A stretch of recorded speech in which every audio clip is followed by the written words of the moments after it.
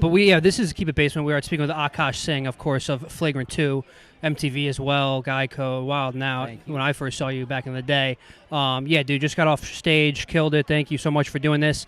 Yeah, I know, obviously, dude, we don't want to make this too, interview-y, but obviously you with the podcast and your kind of career the past, I'd say, especially during COVID, I'd say the past 2 years, you guys are just on another level now, and I really appreciate talking to you because it really interests me. I'm actually a big fan of the podcast. Thank you, man. He watches a little bit. I watch a lot, and I see how you guys structure everything, how you guys have, some people on the side, Mark, etc. Yeah. Alex kills it, and kind of just how you guys really just took over, not just Patreon when you started, but YouTube really is the game now, especially, you got people like Rogan, is just doing clips. He's kind of moved on to Spotify, kind of left that lane for other than YouTubers and kind of influencer people, but actual people with good podcasts and good comedy. So that's kind of where Schulz and you kind of took up the space, I feel like. Yeah, Andrew's obviously the first guy to figure out for comics we need to put our shit on YouTube. Yeah. And he's so smart at marketing. The one thing, during Corona, he and I called each other that weekend that everything was shutting down. And we were like, what are we going to do?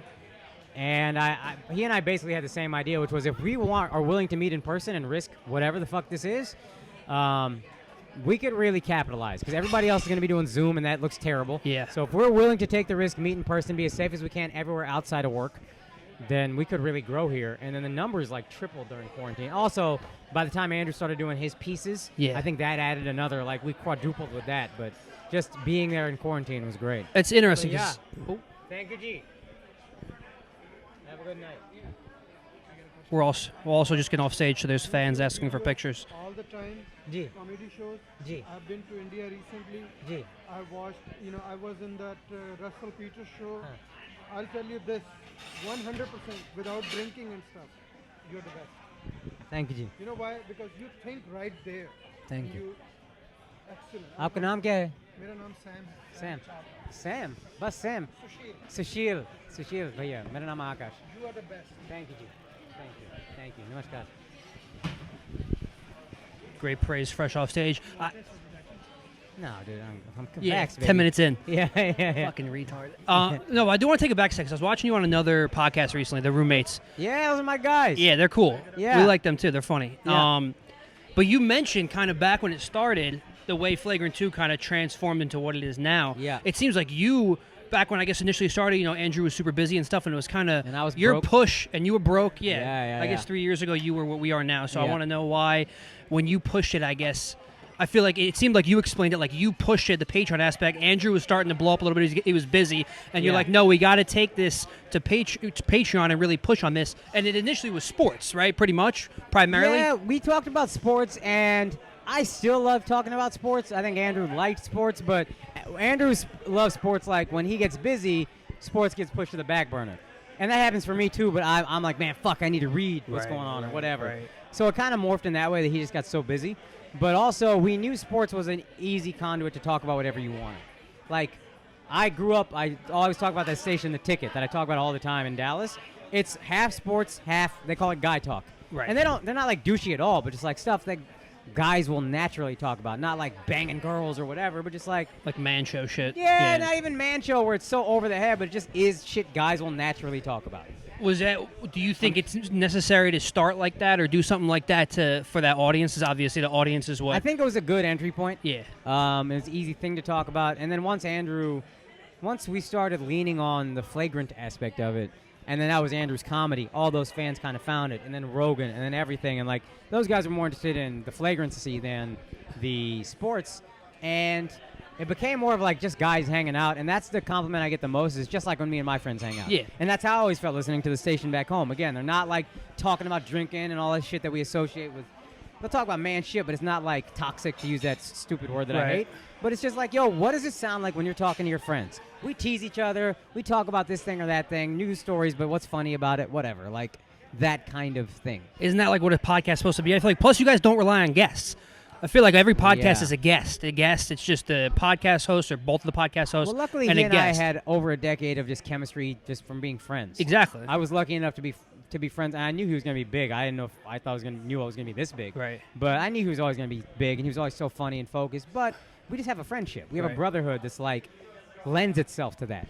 Kippy and Foley on Are You Garbage. Yeah. Similar chemistry where it's like, yo, these guys are just fucking homies Yeah. who have such a funny chemistry.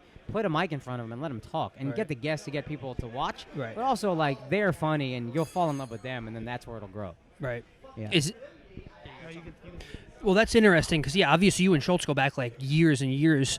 But in terms of like just starting to show off that way, just as a chemistry thing, just as a friendship thing, and then worrying about all the other aspects later, like bringing on a mark and bringing on and buying a studio and filming and editing everything and having your camera guys at every show and really using every single ounce of what you do when you're doing comedy or podcast or anything as a really an entryway point to get anybody's eyes, and basically just kind of filming everything and putting everything out there. Right. And obviously the title Flagrant, you guys, I'm pretty sure, are about as flagrant as it gets. You know, Tim Dillon as well, maybe, but like. No, anything goes, and especially the shit Schulz says, and even you say more so, and obviously, and the way you shit on late night shows and shit like that, which I think is hilarious, and other stuff like that really lends itself to just people want like. They don't want anything cookie cutter. They don't want you to be hiding anything. I feel like some podcast hosts, they edit a lot of shit out. They don't want this to get out. You don't know who's going to hear it, obviously, with the cancel culture and everything like that. Yeah. And because I was just watching your last episode, I think you guys were talking about it a little bit. But it's just not worrying about that. And obviously, Charlemagne and Schulz and people have ran into shit like that. But when you are fully out there, you really can't fucking get canceled. Yeah, we had the luxury, especially me, of the industry not wanting anything to do with me. Yeah. So I say this to him. I have a friend who's so funny. His name is Case. And he gets in his head when he tries to do, like, jokes that he thinks, like, the industry would like. Yeah. I'm like, yo, they don't like you now. Right. Who gives a fuck? They can't cancel you. They never subscribed. That's what I always say about cancel culture is you can't cancel me if you never subscribed to me in the first place. Yeah. A lot of cancel culture is the same shit they always said about banning books. The best way to make a book a bestseller is to ban it. The best way to give somebody a career is to cancel them. Shane has always been very funny, Shane Gillis. The best thing that could have happened to him was people canceling him. And then you start to, those people will find his stand-up, and you want to keep out some of the shitty, like, asshole fans who just love being pieces of shit, because that does come with this a bit.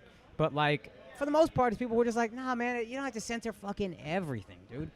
I agree, we need some censorship, but this is crazy. So I think we were both feeling that. We both always had that kind of humor, and we had the gift now of the industry not wanting us for that reason. So then we leaned in, and Andrew bet on, I'm going to just give this to the people, and they're going to come. And he had already had that special that nobody wanted, so he was like, let me just fucking, they're not buying it, let me just put it out to the people. And then that was the beginning. I think that's when we were like, we already had that was already our humorous sensibility, or our sense of humor or whatever. But I think once he started to blow up with that, and the podcast just kind of grew with it, it just seemed like a perfect, like, synergy or whatever the word is. Joe Rogan going to Spotify, you see he has like a greater responsibility now where he has to like apologize after he speaks. Yeah. Do you see like you become so successful where there might be things off limits for Flagrant too? Yeah, and there's a part of that comes with it. And there's a part of like, as Andrew has gotten more successful, he has been a bit savvier about how he says it. But I realize this also. I'm working on this special right now. And I'm sure they're going to bring up things on Flagrant that I said that aren't funny, and I will get in trouble for it. And Andrew's like, okay, just apologize. Like, who cares? Like, you're always, before we were dug in, I'll never apologize, but like, it wasn't funny. I'm sorry it wasn't funny. I can't tell you I'm not going to try to be funny. I tried. I failed very badly, but I'm going to keep trying. I apologize to hurt your feelings, but I'm not saying it's not going to happen again. I'm going to try to be funny. Maybe I'll be a little bit more mature in how I do it now at 37 than I was at 31, but I'm not completely opposed to apologizing for a joke, and I think as you get more successful, I don't know, there's something that comes with it. Oh, here's what I was going to say. Sorry, I rambled. It's all good. But I was Easy, so working did on he. this special, and I was doing these jokes in Austin for these like liberal audiences, and I was getting really irritated at them when they got sensitive. And then I was like, I pulled back, and I was like, oh, you know what? I could actually add this thing, and then they would be more receptive to it. Add this one small thing. And what I'm really doing is adding nuance to my joke. What's wrong with that? I don't want to be super PC and be afraid to offend. I want to go there. But there's nothing wrong with talking to a liberal audience and being like, oh, I can add this little line here that doesn't soften the joke but gives it more dimensions. I said something like, I talk about how I don't believe in white privilege and like Indians should stop complaining about it basically. And I naturally, as I think it out, I'm like, yeah, black people, that doesn't apply to them. They've been fucked for centuries. So I can put that in the joke. Guys, I'm not talking to black people. I know you've been taken advantage of for centuries. But Indians? And now that's a more honest view of how I feel. And it's a more three-dimensional joke, and it has the nuance, and it's the funny is still the funny, and I still make all the same jokes. I just put one sentence in, and it's like, oh, I got that from doing more liberal shows or talking to more liberal people. So it's like, I'm not as headstrong about it as I was before, where it's like, no, I don't even want to fucking talk to these people, blah, blah, blah. They can make me a better comic. Yeah. I like the advice you gave the roommates of how being like, don't be so businessy in a way, kind of have some fun with it. Right. Like the balance of it. And I like the DJ Academics episode because you learned a lot from it. And also you had good questions with him. Yeah. And you talk about like the Drake stuff, obviously. But what was interesting, do you agree with his assessment when he said that you're the new Joe Rogan on YouTube? Because Rogan went to Spotify and now Flagrant 2 took over the lane? Yeah, I personally, this may be some self-loathing shit, but I don't know. I think I just took that as, he's talking to Andrew. And Andrew, to me, yeah, sure. Of course. I didn't see it as Well, he said you guys as a whole, so. Yeah, maybe. And that's, I guess, maybe my part that was like, nah, I don't want to. That's Andrew. And maybe that's why I did it. But that'd be fucking cool. It would really be cool. And I would love to talk to, like, a cross-section of people. And I don't want to be anybody's god. I'm a fucking human being who will make a million mistakes. But, like, that'd be a cool responsibility to have, I guess. Back in the day, I feel like comedians like would make fun of people like Academics and Adam 22, and now like they embrace them and they embrace like the Nelk Boys because of an audience. Do you think that it's all about an audience now and following than anything? I was talking to Kevin, my camera guy. Big Kev. What's up, Big Kev? I come from the hip hop world at first. Like I interviewed Charlie way back in the day, but I'm Yeah. also comedy, so that's why I thought it was interesting between the two. I think I was, and I don't know if this applies, but we were talking about like how to title a video, and the way I want to title my clips is it's essentially a clickbait title, but it's also honest. It can't be I destroy a black guy in the audience and then it's me telling a black guy like, hey, you're a really good looking guy. That's like, what are you fucking doing? But like, what's the most attention grabby way that's still honest and real that when you click on it, you're like, yeah, that's what happened. And Kevin was saying like, yeah, I used to think like I wanted a title to be like clever, and I'm like, so did I. And that works when you have a TV show and we all watch TV and there's a set number of channels and then they shove it in front of you and then you're like, oh, this is great, I want clever. But when you were trying to get the entire world to find you, they don't know what to look for. Exactly. Nothing is getting shoved in their face. So we're competing with the entire internet. Akaash Singh, nobody knows. They don't know who I am. How do I get their attention without them knowing who I am? And the first viral stand-up clip I put out was Marriage is Just for Women. And that's what the bit is about, but it's the most attention-grabby way I can say that. And the Heckler bit back in the day. Akaash Singh Destroys Heckler was a very standard title, but that was something I put out, and then years later, it blew up legit 5 years later. The marriage one in a week got 300,000 views, and I was like, oh, okay.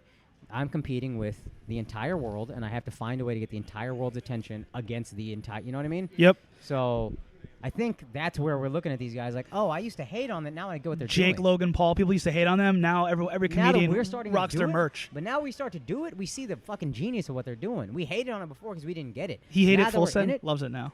yeah, now that we do it, we're like, oh, I see why you had to do some of the attention grab. And I don't know about Jake and Logan or even Academics.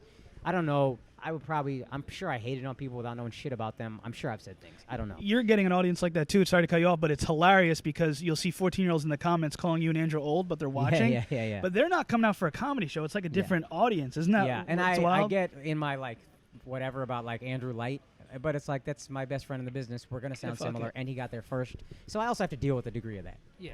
Well, that's why I figure I don't know if it's annoying, you get bitter. It happens all the time. But like when that dude, you were like, anything else I should talk about, and he yells out Andrew, and you're like, that's going to a Lil Wayne show and talking about Drake. Yeah. So like, that's obviously got to be annoying, but it's going to come with the territory and your success because you guys did that. Yeah, I don't. Yeah, as I was like, that's the funny thing to say, but I get why he does it, and part of me is a little sensitive for sure. Well, it is. It was stupid to say it, Blake. Yeah, but also like, all right, I tease him and then it's done. Yeah, like, I'm exactly. not mad at the guy at all. I think I took his picture with him after. I legit forgot what he looked like. No, he's actually cool. Yeah, he's cool. That's hilarious. He is cool. As soon as we were done, I took a picture with him. I forgot. Yeah, but like someone in like a situation like that maybe comes from a different territory, different world. Him saying that probably didn't realize it's like it's his boy. Yeah. But like to you or someone in that position, it's like all right, you don't really say that. I'm headlining the show. My reaction is like, I'm trying to be funny. I'm not mad, but like, what could I possibly say about Andrew that's funny right now? Yeah. The funniest response is to be like, why? Who gives? Like, what are you doing? Right. That was, and then I'm sure on some level I was sensitive, but that was the funniest response. You brought up about 3 years ago. You brought up before. You said you were broke, and now Flagrant 2 is literally at the top of the charts in terms of Patreon, YouTube, whatever. Yeah. So not to be like douchey and ass in this, but can you credit Flagrant 2 to you having any type of success or not? Strictly Flagrant 2. My success is entirely Flagrant 2 from Andrew and Flagrant 2. Okay. Yeah. So people can, that's another thing I remind myself. If people get mad, I'm Andrew Light. It's like, okay, that guy gave me my whole career. Yeah, and but that's not. But the thing is, not tying yourself to another guy. Obviously, you guys do the show together. Right. It's 50-50. Yeah. But what's so wrong with someone who might have gained the audience or gained the situation on his own, and you're his boy, and you just go with him? Absolutely, that's how it should be. That's how it And mostly is. I feel see like. the duty from Andrew to pay it forward to the next person. Yeah, 100%. Because the funniest shirt. Guys like Mark, and I'm not trying to cut you off, but like you bring on Mark, and obviously Alex for his Mark, skills, and, but and like this is what Andrew's great at. Dove And and Mark whatever is else a you guys fucking do. unicorn, man. This kid is so talented and so smart and so funny. And Andrew deserves a guy like that because of how hard he works. And Mark deserves a guy like Andrew but that's where Andrew's great is like he's like, as the months passed and Mark became more part of the team, he's like, I want to find a place for him on the podcast. And then Mark was a perfect fit. And then I feel like I've started to bring a host and a feature on all my shows, and then at the end of the show, all of us will get on stage and we'll do like a question and answer thing, kind of like the end of this show. But then the that's dog an on opportunity for me, if I can start putting those clips out, to say like, yo, here's my homie, this guy. Yeah. Look up his shit. Yeah, I here's know. this guy. Yeah, I know. Me and Lou know Donish. I know he's open for you a few times. He's Yeah, our boy. yeah. So Yeah. I've noticed that, and that's why I figured when you guys brought on Mark initially, I was like, who the fuck is Yeah. this guy? Is he like in New York? Is he whatever? And I guess he does great work. Yeah. Schulz found him and was like, I'm gonna bring this guy on. 100%. He's fucking worth I stopped working for Donish because he kept fucking up, but so I got new people. But yeah, if you don't fuck up, I'll keep bringing you. Right. You know what I mean? And what Charlemagne did with Schultz is what Schultz is kind of doing to you, and then you repay that, and you're going to do that with someone else, I guess. That's what Andrew always tells me. Like, look, Yeah. Charlemagne did so much for me, so like, don't feel guilty. Like, I put you next to me because I'm the funniest with you. Yeah. It's not because I owe you.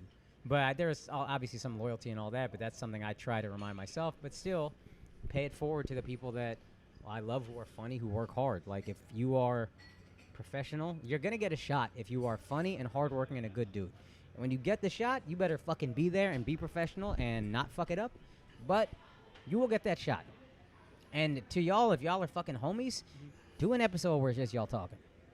Get people used to it. When you're interviewing people, talk a little more shit back and forth. You only got one mic right now. Get another mic, and then We got a mic. We got a whole just- setup. But if I'm just a part of y'all's hangout, then if anybody comes to see me or watches this interview because of me, I don't know that happens. And they find you guys funny, they're like, oh, these guys are funny, dude. No, yeah, well, we try. Yeah, we do both. We try to do both. Yeah, I Obviously, know I put you in a bit of a bind because I have to leave soon. no, And I'm not saying I figured you were told gonna say guys- no, and I was like, dude, it's his fucking show. He forgot. I don't really care. Like it's fucking late. Yeah, I put you in a corner being like, I got like 30 minutes max. But in a general episode, we've done like, we did Schultz, and he talked forever. We've done other guys who will give us 5 minutes, and we're Yeah. appreciative for that. So who yeah, cares? well, I'm just saying, like, in general, both of Yeah. y'all have mics. If y'all are just talking shit and having fun, then I'm just a part of that. Yeah, yeah. Then people will see y'all and be like, yo, these guys are funny. Who are they? Yeah. That's to me the move of, like, in terms of letting people in on the friendship. To counter on that, though, if you're not a famous comedian and you strictly just do comedy only, I don't think you're going to be able to get out there without Correct. some type of clout content. Correct. Like, No Jumper, his girlfriend's a porn star. He gets views from that. Then he does content. Academics uses hip hop. Skip Bayless uses sports. Stephen A. Smith uses sports. I feel like on the come up, like me having a genuine convo, being funny, definitely works. But you got to bring another aspect to it as well. No. Yeah. So I'm saying if you get the Andrew Schulz, so people will click on him just because his name is there. I want to see Andrew in the interview. I want to see what he has to say. Yeah. And then y'all are it's just y'all shooting the shit with Andrew and it's super funny. They're like, oh, who the fuck are these guys? These guys are funny. Speaking of like engagement stuff, do you guys engage in like fake beef, like the Joe Budden thing, or was that all real? Because Joe Budden's a weird guy. I remember what happened. Someone took your Patreon episode, right?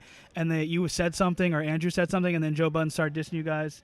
Then it was like a whole like weird Joe. thing. But Joe Budden does things for attention. Yeah, I don't. I feel how I feel about everybody. You know what I mean? I don't want to fake it. Yeah. I'll say that. Yeah. So I don't think comedian fake beef. some people you start to see, like Ariel Helwani is going He's at going Schultz right now. is going at Andrew right now, and I'm looking at it and I'm like, this is kind of Nothing really there. as you get more comfortable and secure and successful, to be blunt, you start looking at these guys like, oh, I see what you're doing. Ariel, you're like floundering, and this is kind of sad to watch. Yeah. And if I was more successful, or if Joe was less successful, like where Joe is now, I don't even want to. It's like, why give this guy the fucking... I know what he is. He needs this little fucking drama to keep his shit going and keep his narrative going of he's doing things we'll never envision and blah, blah, blah, and these guys don't... He has to paint this narrative for his stance of, I'm the truest and everybody else is out to get me, and then they buy into that, and why even feed that?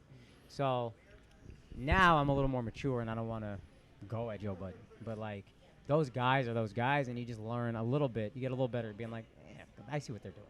That's I I don't need to acknowledge. I don't know the whole politics and everything. I know you got your own studio with Andrew and stuff, but like, does it get awkward now because it seems like Alex Media has invested interest in people that you guys don't always see eye to eye with, like Rory and Maul. But like, you could tell Andrew's trying to be nice Rory now. and Maul. Andrew got no issue with Rory and Maul. I think they were upset about some jokes we made. To us, it's like, hey, bro, we're gonna make the jokes. We're comedians. Y'all made jokes about us. I swear, there's no hard feelings. I genuinely hope I get a chance to talk to those guys and be like, yo, there's no hard feelings. And I hope they can refer to shit like this where it's like, bro, I didn't know. I might make jokes, but like, I don't know. Why would I hate you guys? Y'all were duped, and it's a little sad you didn't see that earlier. I was saying it. Y'all didn't see it. That sucks. But I no problem with Rory or Maul. Like, y'all seem like decent dudes. Y'all bought into a false prophet, basically. They seem more decent than Joe Budden, not to be a dick. I'm just saying they kind of seem cool. Yeah, that's pretty clear now, I think. I never had real issues with them. I would, if they took shots at Schultz, I'd be protective of my boy. Quite possibly and now, again, a little older, they're probably protective of their boy at the time, Joe. So if Schultz said something about Joe, maybe they felt away and they got protective and we got and like, I would like to think we could squash that. And if we make a joke or two, it's not the biggest fucking deal. I don't know that that's necessarily the case, but like, I would hope if I talk to them, be like, bro, we can crack jokes. We're comics. Like, I don't see what the big deal is. Do you prefer to go back and forth with Andrew doing comedy and trending events, or do you like when you get an Alex Jones on and he's just like drunk and wild as fuck, and you're like, oh, this is gold content? Alex is You can't pass up on Alex truly, Jones. he's truly the most charismatic person I've ever met in my life. I did not want to like him. It's and wild. He's so fucking charismatic, and I realized watching him that first time, if you were a stand-up, you'd be the greatest stand-up alive, up there with Chappelle. I truly believe that. Maybe not better, but up there. But, yeah, it depends on the guest. Like, that guy's a fucking, I mean, he's amazing. Academics was amazing. Yeah, he's Some cool. guests you come on, they're not as good. I like having a guest every once in a while to break. I think a mix is probably the best. Yeah, Good guests, and then me and Andrew chopping it up. And good guests also is just less work. Like, Yeah. I mean, if it's no guest, I'm 7 hours of prep or whatever the fuck, finding the topics and then trying to think of shit to say. And Yeah. Blah blah blah. What There's a guest, we're just chopping it up. the academics interview made me like you. Like, I watched the whole thing, and you didn't like hold back at all. I thought you asked like all the great stuff. I don't even remember what I asked Like him. basically, I remember by hour basically 5, like what you were kind I of was saying. asleep, basically. I don't know if I'm wrong, but you were kind of saying like if a white person or you as an Indian person talked about the stuff that got him famous about the war in Chirac and like killing black people and stuff, Yeah. we'd be canceled immediately. Right. But like he was able to do that and grow a following and then kind of hide that in a way and then do his own shit too and blow up in hip hop. I don't, But you that can't must knock. have been Andrew that asked him. You 'cause can't I knock didn't even the know internet. what the fuck you were talking about just Oh now. really? I I'm thought not that's like mad, the vibe. dude. No, I'm not. I'm teasing a little bit, but I also was. I'm just. To me, I don't want to take credit. Maybe I'm being self-conscious. I remember being in that interview like, dog, I fell asleep at the end of that bitch. That was I a wasn't long asleep, one. But I was so tired. I remember being like, I wish I could give energy, but I don't have it. Yeah, and This guy can go, dude, and that impressed me. yeah, His ability to go for 5 hours and be upright and alert. yeah. fucking You can't knock impressed his hustle. me. Yeah. Yeah, Yeah, you see these guys, and again, you're like, oh, there's a reason you're here. yeah, Even Joe is fucking good. When he's talking about hip-hop, the guy's fucking good. yeah. And he's entertaining though. He knows those maneuvers, those old radio maneuvers, where he does those beefs and stuff. That's why I was asking about that. Oh, They yeah. hype everything up. You know Yeah, what I mean? Sure, yeah. Charlemagne knows the deal. But yeah, I don't want to take up all this time. But I want to just ask: do you think that Flagrant 2 blew up in a way because on Brilliant Idiots, Charlemagne kind of almost got canceled, and Andrew had to kind of reserve himself, and then he's like, "Fuck it, let's go on Flagrant 2 and go hard." And then you guys were saying the wild stuff that other people weren't able to say on Brilliant You Idiots. get those comments every once in a while, I guess, but I think Andrew blew up, and we did Rogan, and I think we talked about the branding of it and making it Andrew Schultz's Flagrant 2. And at first, my ego was a little resistant, and then he and I had a talk where he was like, dude, I would never do some fucking... And I was just like, dude, I just feel a little, like, whatever, because... well, I don't know. We talked it out, and then he saw my point of view, and I completely saw his point of view, and it was the best decision I made to swallow my ego because it made me way more money. I think the Rogan fans saw Andrew Schultz's Flagrant 2, and they're like, oh, let's go to that as opposed to Brilliant. Got you. And I think two comedians are just going to have fun with topics. Also, you're really loyal, as you were saying, that you kind of had the idea in a way, and you kind of like shelved it a little bit and let Andrew get some steam with Brilliant Idiots, and you came back to him. Yeah, And like you guys have a good friendship I wanted for to do years. a podcast with Andrew forever, and then when he did one with Charlemagne, I was like, fuck. I said to him, this is the first time I've ever been jealous of you. And I didn't say why. Why is because I was like, dude, I want us to do a podcast together, but you got to do a podcast with Charlemagne. There's no fucking way you can. But it was also, again, everything works out in that he picked up so much knowledge from the podcasting world from Brilliant that when he came to me, I'm just some kid who don't know shit, completely wet behind the ears. And whatever he learned from Charlemagne, he brought to me, and now I feel like I've learned a good amount. and now we have this good synergy. Mhm. Yeah, plus every comic has at least 2 podcasts. Yeah, and if I end up doing another one, I'll take that information to the next one. What device you were saying how you should incorporate your own brand of comedy in an episode when interviewing someone like you. What advice do you have for the up and coming comedians? Because a lot of people focus on the stand up aspect, but when I interview certain people, they're kind of like, bro, build an online audience and just go from there because that's where the money is, and you could sell out whatever you want after. Like, what's your take for the up and coming creator? Everything. It's fucking exhausting, and I'm realizing, like, as I put this special together, I see how tired Andrew is, and I get it now. And I had this revelation. I was like, there's a difference between being obsessive in thought and obsessive in action. I've been obsessive in thought my whole life. Me too. Obsessive in action is a different. That's what separates good from great. And I can go in and out of that. I've had it before. Keeping that going as much as you can is hard, but one thing that will help you do that is if you're younger as a comic, focus on the fucking comedy. Focus on the craft, be a fucking great comic, but also focus on the other shit. And that's obsessive in action, is I am going to be exhausted. I'm going to be the best comedian stand-up I could be, if that's what you love. But I'm also going to explore these other ways to get good content. You don't want to be a great comic who nobody knows about. You That's also a don't want lot. to be a massive podcaster who kind of does comedy, but not really, and then people come see you and they're like, yeah, it's fine, but you can just watch him do his podcast, really. Some people who are blow up on social media who like do the reels and all the Instagram stuff, the audience that comes to see them might not even know good comedy anyway, though. But yeah, You know if you had a good time or not. There's comedy aficionados for sure, but in general, I remember Andrew and I were watching a comic that we're friends with, love him. I mean, we were both being a little insecure. We knew he's crushing, and then Andrew, he was doing like kind of like lighter jokes, like nothing with any like depth to it, and that's fine.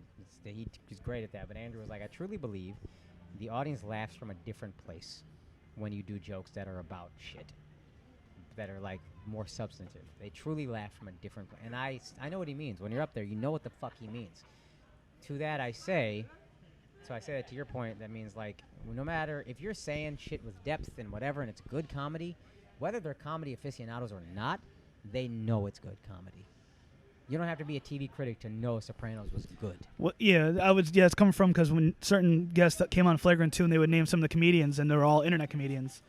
Like, but some were real, like 85 South Show. They're good comedians too. Fantastic. Dude. And but other people know them from the internet only. But it was just interesting perspective when someone comes on.